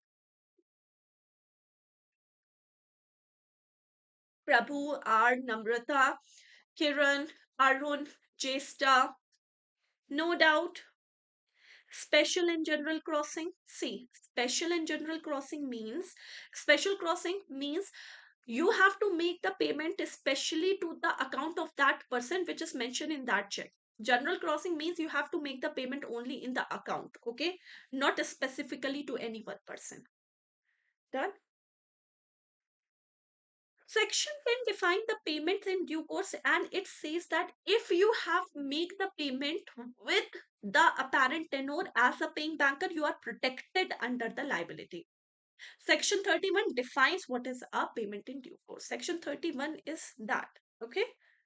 Section 31, Section 10 defines what is payment in due course. Section 31 says that the bank should have a proper balance available of the drawer in his hand for making the payment to the holder of the check. That is called as Section 31. Okay. Clear? Now, let's move to the next chapter, ancillary services. Ancillary services means the add-on services which the bank is giving you, right? Ancillary services means the add-on services which the bank is giving you, right? First of all, the bank is giving you the lockers facilities, okay? Now, in this, the nomination is important, okay? I am just giving you the most important exam relevant things here, okay? So, nomination. So, if there is a locker which is operated by the single individual, the nominee can be only one person. But in case you have more than one person jointly having the access of that locker, you can have more than one nominee also for that particular locker. Okay. Now, in case of locker, very important thing, what are the closure and discharge of the locker item? See, if that locker remains inoperative for a period of 7 years, even if the locker rent is paid regularly, but the locker is not operable for a straight 7 years, in this the bank can take the decision. Bank has this liability that they can just transfer the content of the locker to the nominee or the legal heir, and they can just allot the locker to another person. Okay. Second thing, if you haven't paid as a customer, you haven't paid the locker rent for complete 3 years in a row, then in this case again, first of all, the bank demands the payment through a notice, and if you are not traceable, that notice should be published in at least two newspaper, one in English and one in local language. And still after that you are not traceable, you are not submitting the local rent, then the bank has this liberty that they can just discharge of the locker item to their particular nominee and allot the locker to another person. Okay. Next, custodial services. This is also the add-on services. This is also the add-on services the bank is providing you. The bank is acting as a custodian. Custodian means, see, the customer is depositing the securities to the bank for the safety and safekeeping of that security. And in this case, the bank is responsible for taking care of that securities. Okay. And in this case, the bank is providing you the custodial services. It means that bank, as a bank, the bank has the this if they are providing the custodial services to you, it means that they are acting as a custodian for the product you have submitted in the bank. For example, you have stored your share securities in a demat account to the bank. Okay. The bank is responsible for taking care of that securities. In this case, you are acting as a bailer, bank is acting as a bailee. The service here is the custodial service. Okay. Portfolio management service is also an add-on services which a bank is providing you. Portfolio means the basket of currencies which you are maintaining. Okay. So bank always give you the suggestions how you can just improve your basket of investments, how you can just improve your basket of investment, how you can just raise your profit from your investment by investing it in different securities. That service is called as portfolio management service. And always remember, the funds which is collected by the bank in the portfolio management services should be at least for 1 year. So you cannot invest it as a banker, you cannot invest it in the short term security. Second, you cannot give them any guarantee of the return. You cannot say that, okay, if you are not receiving the return from there, I will give you this percent return. You cannot commit any guarantee, any risk coverage to that particular customer. You are just acting as a manager who is managing the portfolio of that particular customer. That is called as portfolio management service. Clear? Okay. So these are the important add-on services which the bank is providing you. Okay. Now, next is the financial inclusion and financial literacy topic. Okay, first of all, let me give you what is the financial inclusion and what is the financial literacy. First of all, financial inclusion means connecting maximum people with the banking system of the economy. So if you are actually taking such measures in which you are collecting or connecting a maximum people with the banking system of the economy, that is called as the what? Financial inclusion. Okay. Now for the financial inclusion, the RBI is has given permission to the bank that you can open an ultra small branches. You can open ultra small branches from where the business correspondent can work. So there are two things: business correspondent and business facilitator, which act as an extending arms of the bank. So they are used by the bank for providing the banking services to those individuals who are not in reach with the bank branches. Okay. So for working of these business facilitators, there are ultra small branches, which is simple brick and mortar structure, which can be built by the bank for the working of this business correspondent and the business facilitator. Right. Now, payment banks, these are the banks which are providing the small saving account services to the customer, plus they are providing the remittance and payment services to the unorganized workers and to the migrant labor workforce. Payment bank, these are allowed to accept the demand deposit from the public, provided that the maximum balance which can accept from per customer is 2 lakh. They can issue the debit card, they can issue the prepaid payment instrument, they can have the internet banking services to their customer, they can help in the payment and remittance services. Right. Now there is one important thing, that at least 25% of the branches of the payment bank should be in the rural areas. Okay. Now, financial literacy. What is financial literacy? It is the process of giving knowledge and understanding of different financial product and services to the customer. So when the bank is just having some awareness program, literacy program, where which can raise the literacy level, which can raise the awareness level of the product, financial product which is used by the customer, that is called as the financial literacy. Now, this is very important. Financial literacy always stimulates the demand of the consumer. Because if I am giving you the knowledge that, okay, these are the different products which are available in the bank, you can opt any of these products. Now, in this way, I am stimulating your demand. Means you are demanding for these products, right? So this is called as literacy. Literacy always shake your demand. Now, when your demand is raised, then comes the role of financial inclusion, which means that providing the services, providing the supply to meet the demand of the customer. Okay, so that is financial inclusion and literacy. Now, in this, there is an initiative which has been taken by RBI, which is called as Rural Self-Employment Training Institute.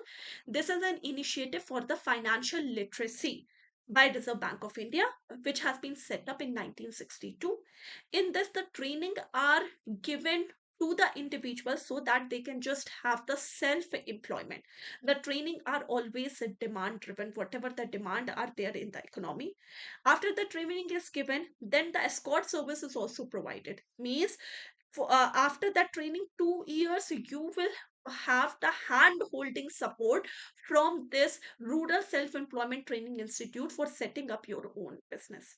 The training, in this training, the free residential plus accommodation plus food services is also given.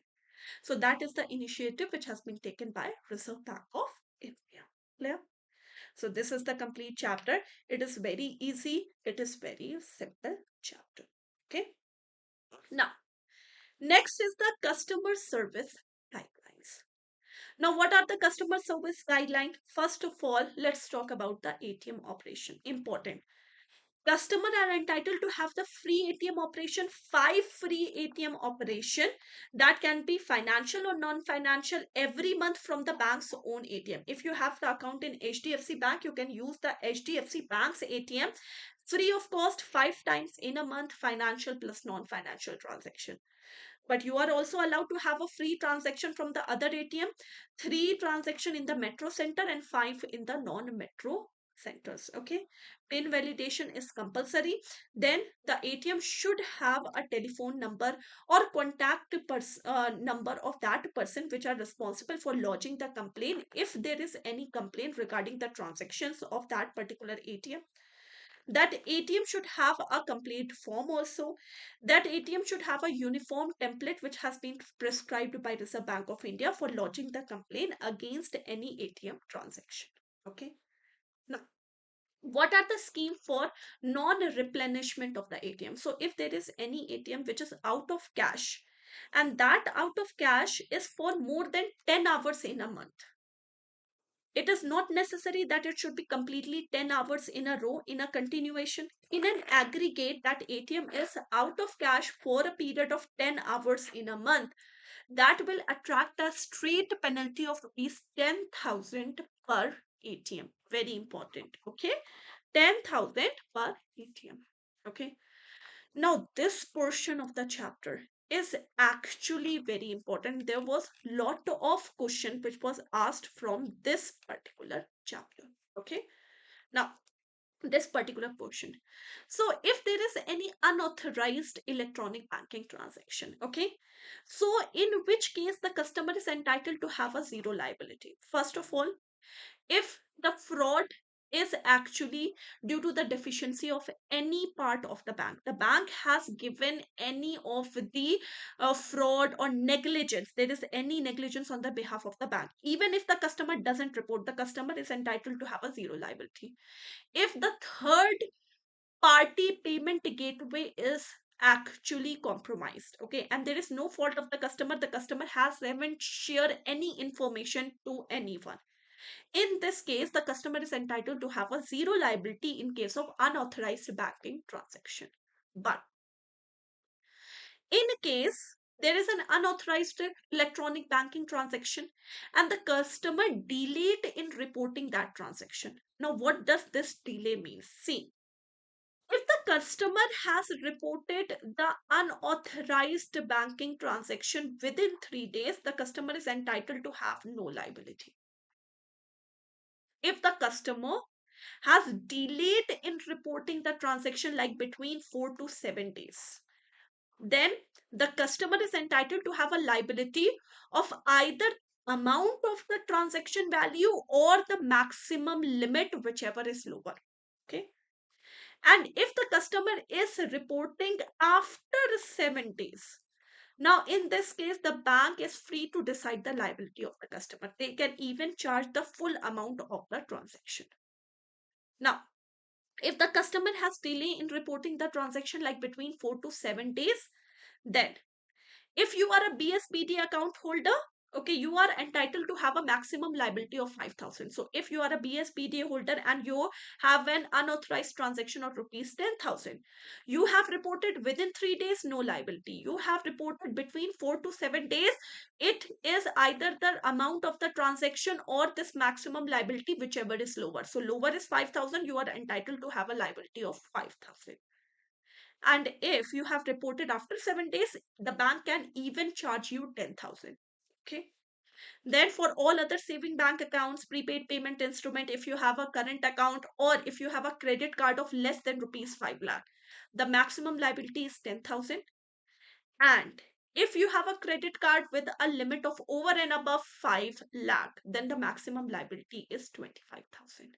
This is the case where you have delayed in reporting the transaction between 4 to 7 days. Okay, within 3 days you have reported the transaction, then you have entitled to have a zero liability, no liability on you. Clear?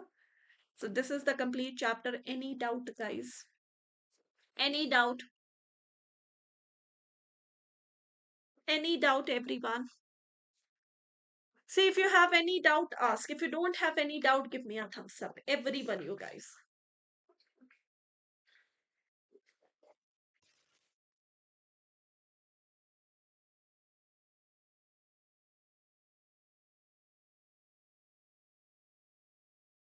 Any doubt, guys? See, if you have, please ask. No doubt, give me a thumbs up, guys.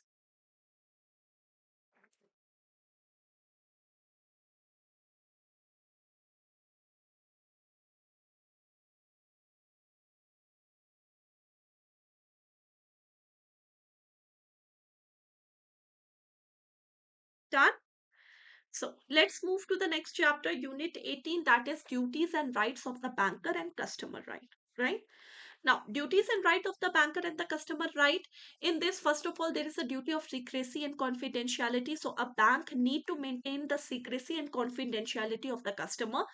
But in some cases, if the bank is revealing the details of the customer, okay, so it is allowed and permissible. Like for example, when the disclosure is under the compulsion of the law, means the court has given you the instruction, you you have received the instruction from the income tax authorities, etc. In this case, you are allowed to disclose the information of the customer.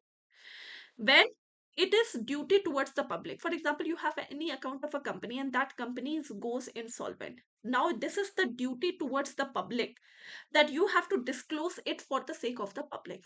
Okay, when it is in the interest of the bank, or when the customer himself or herself has given the consent that you can disclose the information, in all these cases the bank is allowed to disclose the secrecy and confidentiality of the customer. Clear? Now, next thing, when we are talking about in this particular chapter, we have the rights of the banker, and I have already explained the right of the banker. There is first right, which is called as banker's lien. Second right is called as right to set off. This is again same thing. Third, the right of appropriation. And fourth, there is a right to charge commissions and fees. Okay, so these are the four rights of the banker. You all know. I have already explained this in the previous chapter, so I have skipped that portion. Okay, now important is BCSPI board, or Banking Code and Standard Board of India. Okay, now, BCSPI, this has been set up by the SS Tarapur Committee. Okay. Now, BCSPI was active earlier and it was set up in the line of UK. Okay. And it was considered as the watchdog for the customer service in the banking area. But now BCSPI, Banking Code and Standard Board of India, has been replaced with Charter of Customer Right, which has been established by Reserve Bank of India. But still, there are some codes which is still active from BCSPI, especially in the field of bank commitments to the customer and bank commitments to the micro and small enterprises, because these are the very important contribution of BCSPI board. So BCSPI, some codes and standards are still applicable. Okay, rest all are completely replaced by Charter of the Customer. Okay, so this is the most important part of this chapter. The rest three, line, lean, set off and appropriation. This actually I have skipped because I have already explained it to you. Clear? Now we have unit 19. Okay. Now after unit 19, I will be taking a break of 5 minutes. Okay. And then we'll be continuing the rest of the chapter. Okay. So now Unit 19 is grievance readdressal and RBI integrated ombudsman scheme. Now in this chapter, RBI integrated ombudsman scheme, very very important. So I am taking only that portion. Okay, grievance readdressal, this is very simple. Okay, so RBI integrated ombudsman scheme, the most important part of this chapter, that is very relevant for your examination. So let's talk about RBI integrated ombudsman scheme.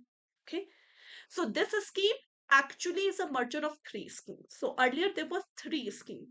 Ombudsman scheme normal 1995, then ombudsman scheme for NBFCs which was 2018, and the ombudsman scheme for the digital transaction 2019. Okay, these three schemes has been merged in 2021 and the name has given integrated ombudsman scheme 2021. Okay, now, what are the operational aspects of integrated ombudsman scheme? Appointment of the ombudsman, it can be done for a maximum of 3 years, and these ombudsmen are appointed by Reserve Bank of India to solve the grievance of the customer. Then there is CRPC Chandigarh.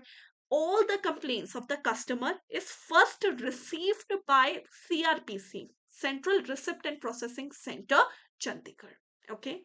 Then CRPC just process the complete details of that particular complaint, and those complaints which are valid, that complaint is then forwarded by CRPC to the respected ombudsman for solving. Even the ombudsman is receiving the complaint directly, they have to forward it first to CRPC, and then the CRPC will forward the complaint to the ombudsman. Okay, now ombudsman can either act as an intermediary or give any instruction to the financial institution that you have to do this certain task with that particular customer to solve the grievance of the customer, or they can just give some compensation also to that particular customer. Now, what are the procedure for filing the complaint? First of all, you can file the complaint through the online portal. Okay, then you have the electronic mode, means you can send the email, or even you can just post it or courier it or through the hand delivery. Okay, now confidentiality, obviously the ombudsman needs to maintain the confidentiality of that report. Okay, why? Because obviously, whatever the complaint which are given by the customer, you need to maintain the confidentiality. But in some cases, if you are revealing the detail of that particular scheme, that is allowed. Like for example, when there is a requirement by law, means the court has given you the instruction, the income tax authority given you the construction. When the party has given their consent, that you have to disclose it to the public for the natural justice. In all these cases, the ombudsman is allowed to reveal the details of that particular grievance. Okay. Now, processing of the complaint by Chandigarh, CRPC Chandigarh. Now, first of all, whatever the complaints which are received by CRPC Chandigarh, some complaints are not valid. Not valid means they are in the form of suggestion or they want to have some advice, right? So these are not in the form of complaints, so they are rejected. Some are not maintainable, means some complaints are not on the valid or permitted grounds. These are also rejected. Only those valid and maintainable complaints, they are forwarded to the ombudsman by CRPC. Okay. Now, what are the awards which can be given by the ombudsman? Okay. First of all, there can be specific instruction of any performance which can be given by the ombudsman, or there can be any compensation which has been announced. Now, compensation can have the actual amount of that particular transaction without any ceiling. But if there is any direct consequential loss, the maximum award or compensation that can be announced by the ombudsman is 20 lakh. Okay, not more than that. Then, if there is any harassment, mental anguish, or loss of time, for this, the maximum compensation that can be announced by the ombudsman is 1 lakh.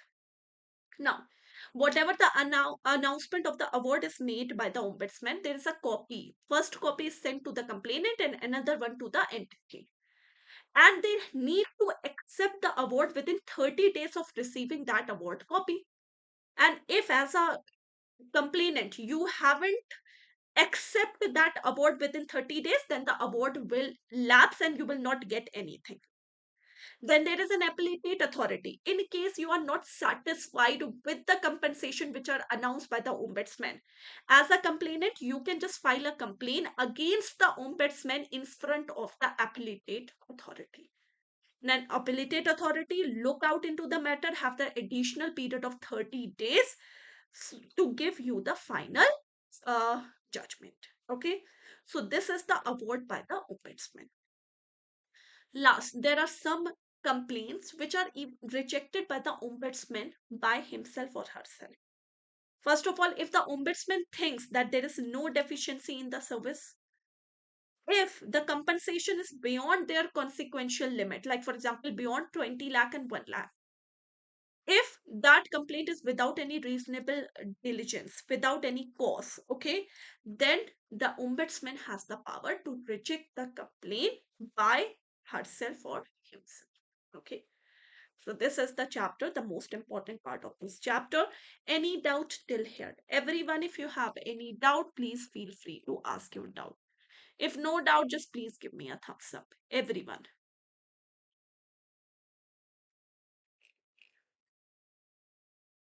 Any doubt? If you have any doubt, you are allowed to ask your doubt. If you don't have any doubt, please give me a thumbs up, each and every one of you. Prabhu and everyone who are watching this session, any doubt, guys?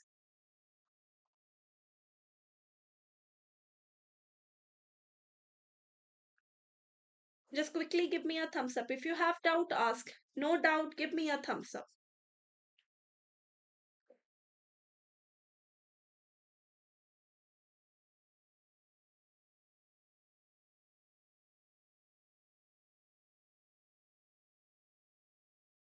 Done? No doubt? Okay, so let's take a 5 minute break here, everyone. Okay, let's take a 5 minute break here and then we will continue the rest two chapters. Okay, so we have only unit 20 and 21 left. 5 minute break and then we will continue the rest of the chapter, everyone. Okay, done, everyone? Good.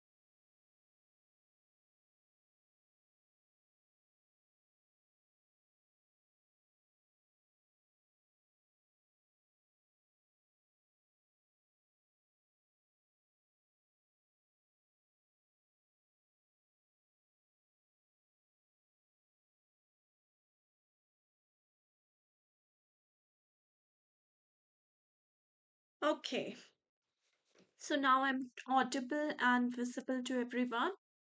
Yes or no? Audible, visible to everyone. So let's quickly jump up to the unit 20, right?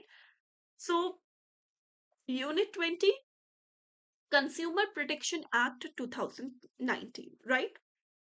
First of all, consumer protection right. In this, we have some consumer rights. First right, a consumer is has a right to be protected against any type of hazarded product or services. Okay, right to be informed means the customer has the right to assure the quality, quantity, purity of that particular product. If I'm buying a gold, I should be assured of the quality or purity of that gold.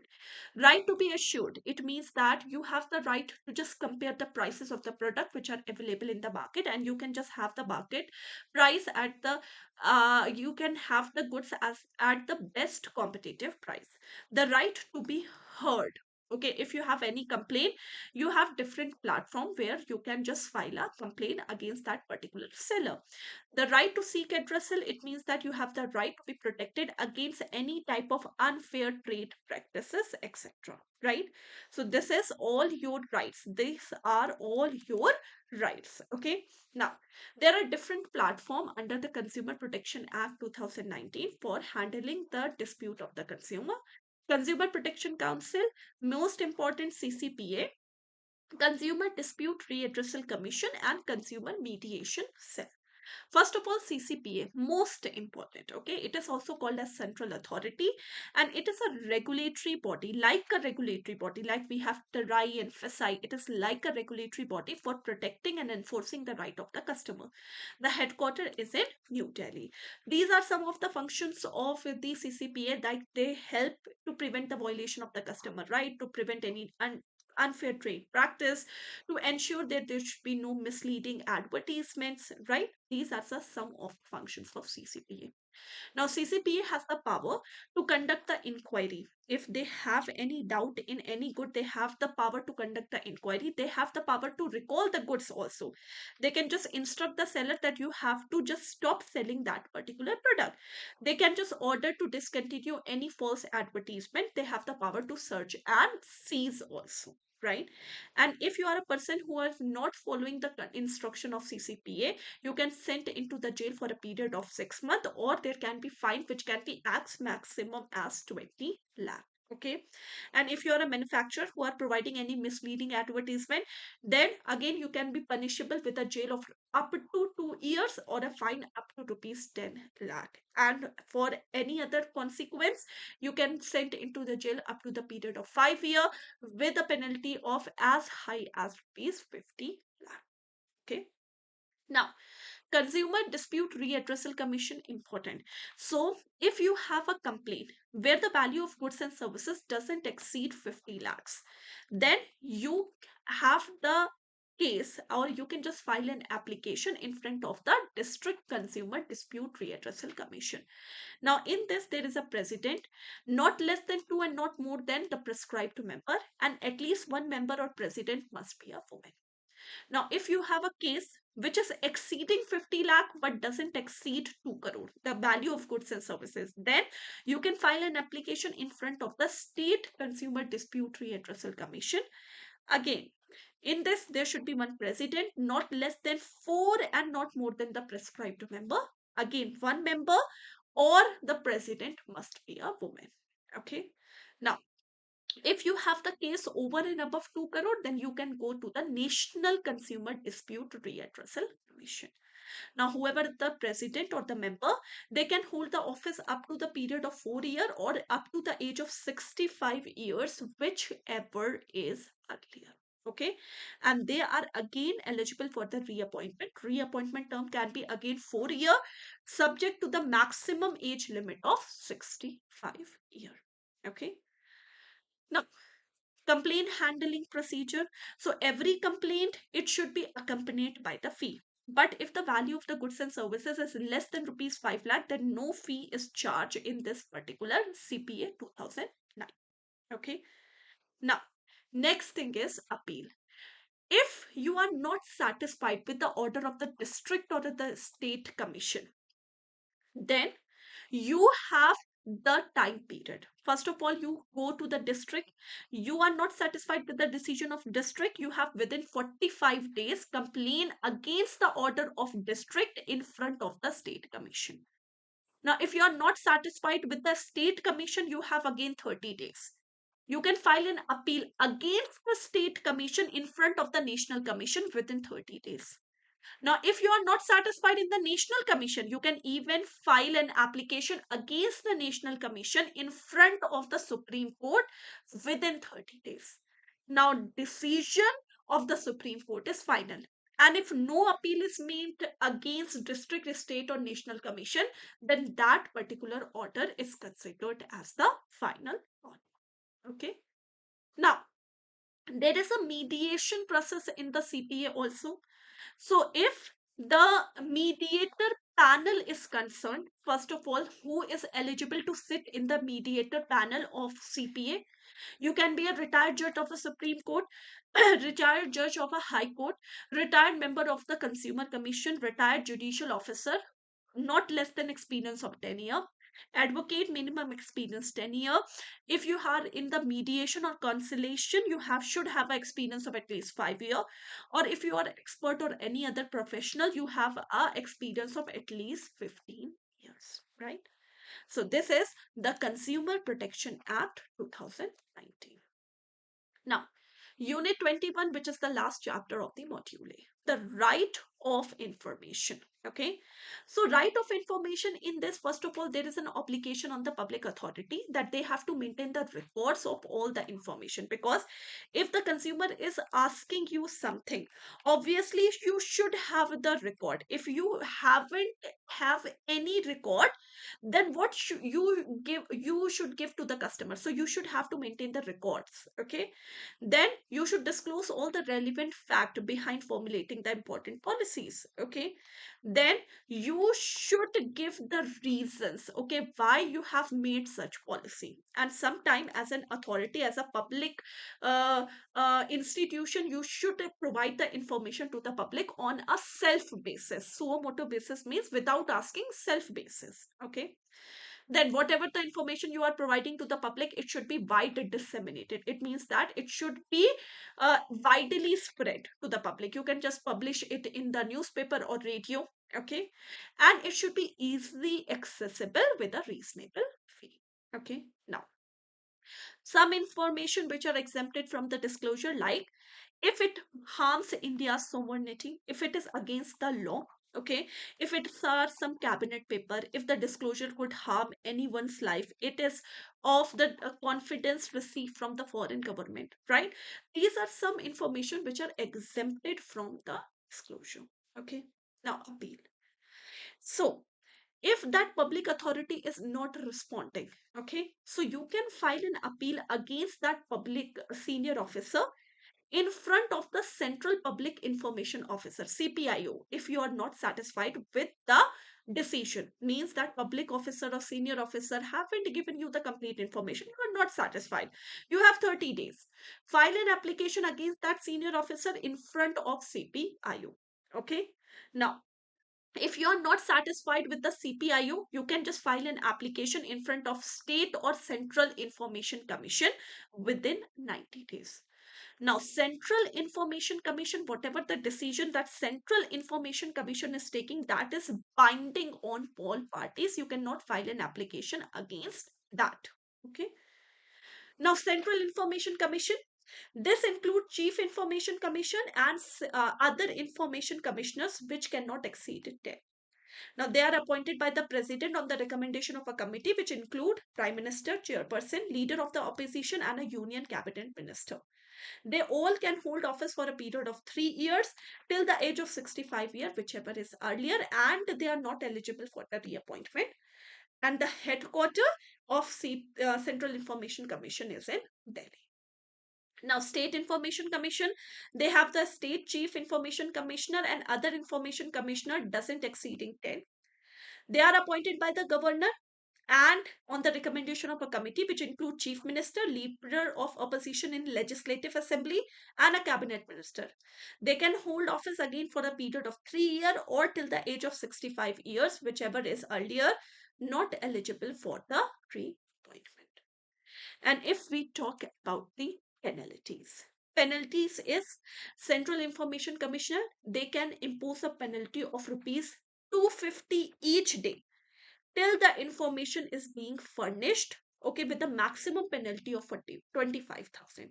So if you are asking as a public, you are asking some information from the public authority and they are delaying in giving you the information, so for this the penalty can be imposed on that person which have a maximum amount 25,000 with 250 for each day till the information is published.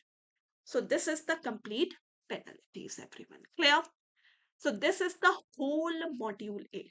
Now in this module A, there is one chapter which I have left. That is foreign exchange remittance facilities for the individual, which I will take in the final marathon. So this is the chapter which is actually was skipping in the class. I will take all the important pointers of this chapter in the final marathon.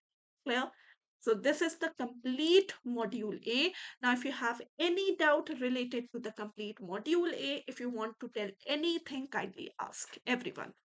Now, very important thing is MCQs of this module A. Don't miss out this module A MCQs. It will be tomorrow at 8 a.m. Don't miss out all the important question I will be covering tomorrow 8 a.m. Okay. Now, you have to attend the marathon. I will be not distributing the PDF this time because last you haven't attended. You all just skip that particular session and you just ask for the PDF. Please do attend this marathon tomorrow morning 8 a.m. at the same YouTube channel. Okay, everyone? Any doubt?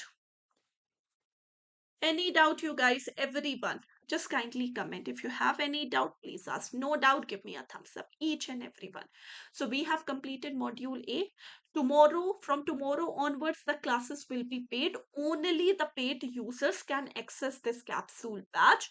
Tomorrow, I will be taking module B. Okay? Any more doubts, guys? Yes or no, everyone? If you have, please ask. No doubt, give me a thumbs up.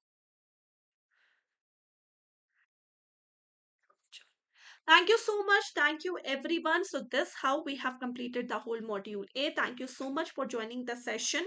Take care, everyone. Have a very good night. Take care, everyone. Tomorrow morning, 8 a.m. Just kindly attend the marathon session, everyone. Okay? Take care. Bye-bye, guys. Take care, everyone. Good night. Good night.